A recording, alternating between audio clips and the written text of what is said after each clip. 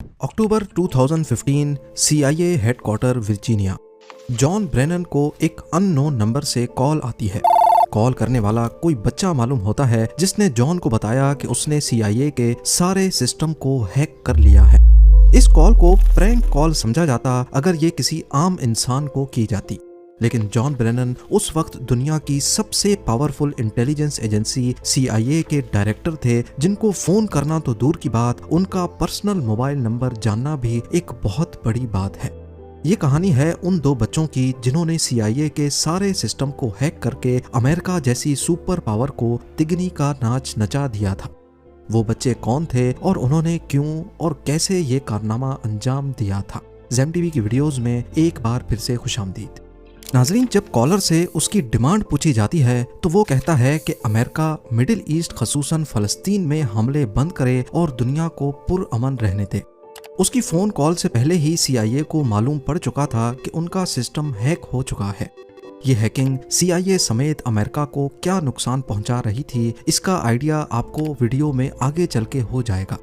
Call बंद होते ही पूरी अमेरिकन गवर्नमेंट और CIA हरकत में आ गई, और क्योंकि एक बच्चे ने इतनी बड़ी इंटेलिजेंस एजेंसी को हैक किया था तो ये CIA के लिए काफ़ी शर्म का मकाम था। आपको यहाँ बताते चलें कि CIA के एजेंट्स सिर्फ इसी में अपनी हार मानते हैं अगर उनकी सिर्फ आइडेंटिटी डिस्क्लोज हो जाए। यहाँ तक कि लैंगली वर्जीनिया में CIA हेडक्वार्टर्स के अंदर स्टारबक्स की एक ब्रांच है जो ऑफिसर्स को जिन कप्स में कॉफ़ी देते हैं उन पर कोई लोगो नहीं होता और ना ही किसी एजेंट का नाम लिखा होता है। उसकी वजह यह है कि उन कप्स को ट्रेस करके एजेंट्स तक ना पहुंचा जा सके। अब आप आइडिया लगा लें कि जो CIA छोटी छोटी चीज़ों में इतनी एहतियात करती है, उसके लिए उनका सिस्टम हैक हो जाना कितनी बड़ी बात होगी। इन्वेस्टिगेशन स्टार्ट हुई तो मालूम पड़ा कि ये कॉल अमेरिका से मीलों दूर इंग्लैंड के शहर लेस्टरशायर से एक 15 साल के बच्चे ने की थी। ये बच्चा खुद को क्रैका कहता था और उसने एक हैकिंग कम्युनिटी बना रखी थी जिसका नाम क्रैकास विद एटीट्यूड था। पर इसने CIA को हैक कैसे और क्यों किया था, इसके बारे में जानने के लिए हमें थोड़ा और पीछे 2008 में जाना पड़ेगा, जहां से कहानी की शुरुआत होती है।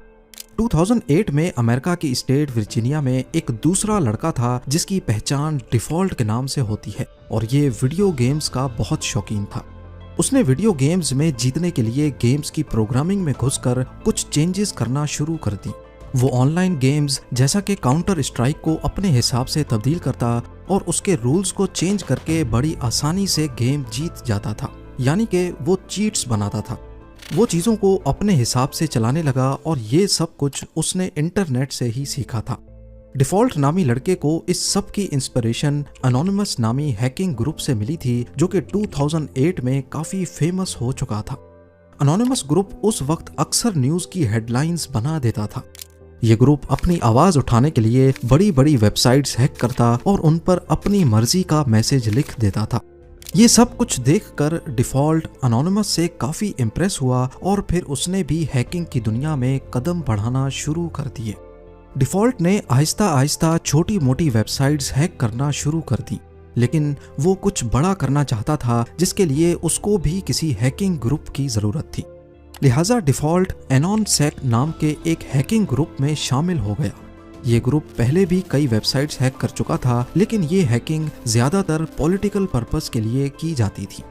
एनॉनसेक ग्रुप बॉटनेट का इस्तेमाल करता था, यानी वो इंटरनेट पर वायरस बनाकर फैलाते थे और जिस भी कंप्यूटर में वो वायरस जाता वो एनॉनसेक के कंट्रोल में आ जाता था। वो तमाम कंप्यूटर्स जिनमें वायरस होता है उसको बॉट, जबकि कंप्यूटर्स के इस पूरे नेटवर्क को बॉटनेट कहते हैं। क्योंकि एनॉनसेक का मेंबर होने की वजह से डिफॉल्ट के पास भी इस बॉटनेट का एक्सेस था, और उसने देखा कि इस बॉटनेट में एक कंप्यूटर ऐसा है जो कनाडा के एक मेडिकल कॉलेज का था। डिफॉल्ट ने उस कंप्यूटर पर थोड़ी सी मेहनत की और उस मेडिकल कॉलेज के फाइनेंशियल रिकॉर्ड्स तक रसाई हासिल कर ली। उसने देखा कि स्कूल ने $9 मिलियन से ज़्यादा की रकम स्टूडेंट से अभी वसूल करनी थी, और ये सारे रिकॉर्ड्स अब डिफॉल्ट के पास आ चुके थे, जो कि उसने कॉलेज के कंप्यूटर से डिलीट कर दिए।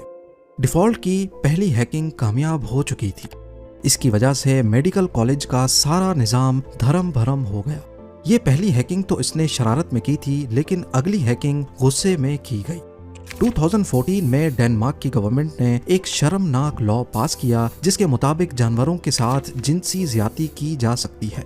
ये खबर पूरी दुनिया में एनिमल राइट एक्टिविस्ट को बहुत बुरी लगी। डिफॉल्ट के पास खुद भी एक कुत्ता था जिसको वो बहुत प्यार करता था। लिहाजा डिफॉल्ट ने गुस्से में आकर अपने ग्रुप के साथ मिलकर डेनमार्क की ऑफिशियल वेबसाइट को हैक किया और उस पर बड़ा बड़ा लिख दिया कि क्या आप जानते हैं कि आपकी सरकार जानवरों से ज्यादती की इजाजत देती है। ना सिर्फ इतना बल्कि डिफॉल्ट ने बॉटनेट का इस्तेमाल करके इस लॉ के फेवर में जितनी भी वेबसाइट्स बनाई गई थीं उन पर अटैक करके उनको भी बंद कर दिया। डेनमार्क की ऑफिशियल वेबसाइट हैक होने की वजह से ये बात फैल गई और पूरी दुनिया में डेनमार्क के इस कदम की मजम्मत होने लगी। लोग डेनमार्क को बुरा भला कहने लगे। आखिरकार डेनमार्क की सरकार ये प्रेशर बर्दाश्त ना कर पाई और अगले ही साल उनको ये फैसला वापस लेना पड़ा। डिफॉल्ट अपने मकसद में पहली बार कामयाब हो चुका था, पर लोग इसका क्रेडिट अनोनिमस ग्रुप को देने लगे क्योंकि उस वक्त यही हैकिंग ग्रुप हेडलाइंस बनाता था। ये बात डिफॉल्ट को बिल्कुल पसंद नहीं आई कि इतना बड़ा कारनामा किया तो उसने, लेकिन इसका क्रेडिट कोई और ले रहा है। लेकिन उसने हिम्मत नहीं हारी और अपना काम जारी रखा। दूसरे हैकर्स की तरह डिफॉल्ट भी अपनी आइडेंटिटी डिस्क्लोज नहीं करता था। उसको मालूम था कि हैकिंग की वजह से अगर कभी वो ट्रेस हो गया तो इसका अंजाम काफी भयानक हो सकता है। वो नॉर्मली अपने घर का वाईफाई इस्तेमाल नहीं करता था, बल्कि उसने एक सैटेलाइट कनेक्शन खरीद रखा था जिसको उसने अपने घर से काफी दूर इंस्टॉल किया हुआ था और वहां से अपने घर तक एक प्राइवेट नेटवर्क के जरिए वो इंटरनेट इस्तेमाल करता था।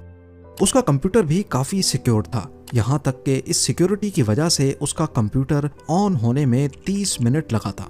मगर अपनी प्राइवेसी की खातिर उसको इतना इंतजार करने में कोई मसला नहीं था। खैर, अभी तक आपने इस कहानी के सिर्फ 2 कैरेक्टर्स के बारे में जाना है। एक है क्रैका जो कि इंग्लैंड और दूसरा डिफॉल्ट जो यूएसए में रहता था। 2013 से पहले ये एक दूसरे को नहीं जानते थे, पर एक वाकया हुआ जिसकी वजह से ये दोनों एक हो गए।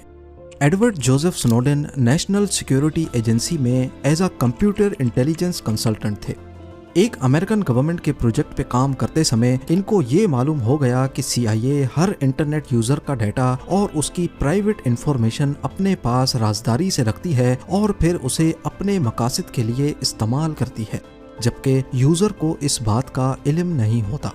एडवर्ड CIA के इस राज से पर्दा उठाना चाहते थे, मगर दूसरी तरफ उनको ये डर भी था कि अमेरिका में रहते हुए ये काम नहीं किया जा सकता। या तो उनको मार दिया जाएगा या फिर सीक्रेट इंफॉर्मेशन लीक करने के जुर्म में उनको जेल भेज दिया जाएगा। इसीलिए एडवर्ड ने छुट्टी ली और हांगकांग चले गए, जहां उन्होंने जर्नलिस्ट के सामने अमेरिका के इस सीक्रेट को दुनिया के सामने खोल कर रख दिया। ये खबर लीक होते ही पूरी दुनिया में तहलका मच गया। लोगों में गुस्सा पाया जाने लगा कि उनका डाटा उनकी परमिशन के बगैर इस्तेमाल हो रहा है और उनकी नकलो हरकत पर पल पल नजर रखी जा रही है। इसी बात पर रिएक्शन के तौर पे डिफॉल्ट और क्रैका का आपस में कांटेक्ट हुआ। दोनों ने अमेरिकन गवर्नमेंट और CIA को सबक सिखाने का फैसला कर लिया। वो CIA को एहसास दिलाना चाहते थे कि लोगों की पर्सनल इंफॉर्मेशन जब लीक होती है तो कैसा महसूस होता है। क्रैका और डिफॉल्ट का मकसद एक था। डिफॉल्ट अपनी आवाम की प्राइवेसी खत्म करने पर USA से बदला लेना चाहता था, जबकि क्रैका गाजा पर किए जाने वाले हमलों का बदला लेना चाहता था। यानी दोनों का दुश्मन अमेरिकन सरकार थी। सबसे पहले उन्होंने अमेरिकन नेशनल इंटेलिजेंस एजेंसी के डायरेक्टर जेम्स क्लैपर का फोन नंबर पब्लिक कर दिया और किसी को भी सिर्फ गूगल करने से उनका फोन नंबर मिल जाता। अब वो किसी और हाई प्रोफाइल आदमी को हैक करना चाहते थे और उन्होंने CIA के डायरेक्टर जॉन ब्रेनन को हैक करने का मिशन संभाल लिया। क्रैका ने इंटरनेट पर जॉन के बारे में सर्च करना शुरू किया तो उसका एक पब्लिक फोन नंबर सामने आया। उसने देखा कि वो नंबर वेरिजॉन का था, जो कि एक अमेरिकन मोबाइल ऑपरेटर है। उसने वेरिजॉन की इंटरनल टेक टीम को उसी कंपनी का एम्प्लॉय बनकर फोन किया और कहा कि वो एक कस्टमर की प्रॉब्लम सॉल्व करने के लिए उनसे राब्ता कर रहा है, क्योंकि उसके सिस्टम में कोई टेक्निकल इशू है। वेरिजॉन की टीम ने उसकी आइडेंटिटी कंफर्म करने के लिए पिन कोड मांगा, जो वो ऑलरेडी हैक करके मालूम कर चुका था।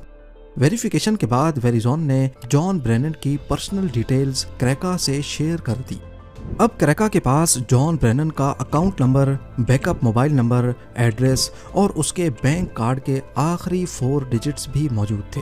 अब अगला स्टेप ब्रेनन का ईमेल हैक करना था। उसने मालूम किया कि ब्रेनन याहू या जीमेल के बजाय AOL नामी कंपनी का ईमेल इस्तेमाल करता है। उसने AOL सपोर्ट टीम को कॉल किया और कहा कि मैं अपना पासवर्ड भूल गया हूँ, उसको रीसेट करवाना है। AOL के सपोर्ट मेंबर ने कंफर्म करने के लिए बैंक कार्ड के आखिरी 4 डिजिट्स पूछे जो क्रेका के पास पहले से मौजूद थे। इस तरह क्रेका ने फौरन उसके ईमेल एड्रेस का एक्सेस पा लिया। अब CIA के डायरेक्टर का पर्सनल ईमेल अकाउंट क्रेका के पास था। उसने जॉन ब्रेनन का प्राइवेट ईमेल खोला जिसमें सारे इंपॉर्टेंट और टॉप सीक्रेट डॉक्यूमेंट्स मौजूद थे। दूसरे CIA ऑफिसर्स का डाटा, उनके सोशल सिक्योरिटी नंबर्स और गवर्नमेंट से मिलने वाली इंस्ट्रक्शंस। तब तक ब्रेनन को भी खबर हो चुकी थी कि उसका ईमेल अकाउंट हैक हो चुका है और उसने फौरन अपना अकाउंट बंद करवा दिया। मगर अब काफी देर हो चुकी थी क्योंकि क्रेका ये सारा डाटा अपने पास डाउनलोड कर चुका था। क्रेका ने एक एक करके सारे ऑफिशियल डॉक्यूमेंट्स पब्लिक करना शुरू कर दिए, जिससे पूरे अमेरिका में एक कोहराम मच गया। पूरी दुनिया में CIA की बदनामी हो रही थी। अब उनके लिए हैकर्स को पकड़ना मजबूरी बन चुका था। वो हर हाल में जल्द अज जल्द उनको पकड़ना चाहते थे, लेकिन वो कोई भी सुराग हासिल नहीं कर पाए। जॉन ब्रेनन को फोन करने के कुछ दिनों के बाद क्रेका ने डिपार्टमेंट ऑफ जस्टिस के 9,000 जबकि FBI के 20,000 एजेंट्स की पर्सनल इंफॉर्मेशन सोशल मीडिया पर शेयर कर दी। ये सब कुछ करने के बाद क्रेका आराम से अपनी जिंदगी गुजार रहा था। वो समझता था कि शायद उसे पकड़ना नामुमकिन है। लेकिन दूसरी तरफ डिफॉल्ट, जो कि USA का ही रेजिडेंट था, वो अब परेशान रहने लगा। उसे डर था कि अगर वो पकड़ा गया तो उसकी शामत आने वाली है। शायद वो कभी पकड़े ना जाते अगर डिफॉल्ट से ये गलती ना होती। उसने नशे में अपने दोस्त को बता दिया कि CIA को हैक करने के पीछे उसी का हाथ है। बस ये गलती डिफॉल्ट और क्रेका दोनों को ले डूबी। चंद दिनों के बाद FBI ने डिफॉल्ट के कमरे में छापा मारा और उसको घसीटते हुए ले गए। इंटेरोगेशन के दौरान क्रेका का नाम भी सामने आया, जिसको ब्रिटिश पुलिस की मदद से अरेस्ट करवा लिया गया। क्रेका का असल नाम केन गैम्ब्रिल, जबकि डिफॉल्ट का नाम जस्टिन ग्रे लिवरमैन है। कम उम्र होने की वजह से क्रेका को 2 साल की कैद सुनाई गई, जबकि डिफॉल्ट, जो कि डायरेक्टली CIA की हैकिंग में इन्वॉल्व नहीं था, उसको 5 साल की सजा सुनाई जाती है। दोनों आज जेल से आज़ाद हैं और साइबर सिक्योरिटी में अपना कैरियर आगे बढ़ा रहे हैं। आप क्या समझते हैं कि दोनों ने ठीक किया या गलत? मुझे कमेंट्स में ज़रूर बताइएगा। उम्मीद है जेम TV की ये वीडियो भी आप लोग भरपूर लाइक और शेयर करेंगे। आप लोगों के प्यार भरे कमेंट्स का बेहद शुक्रिया। मिलते हैं अगली शानदार वीडियो में।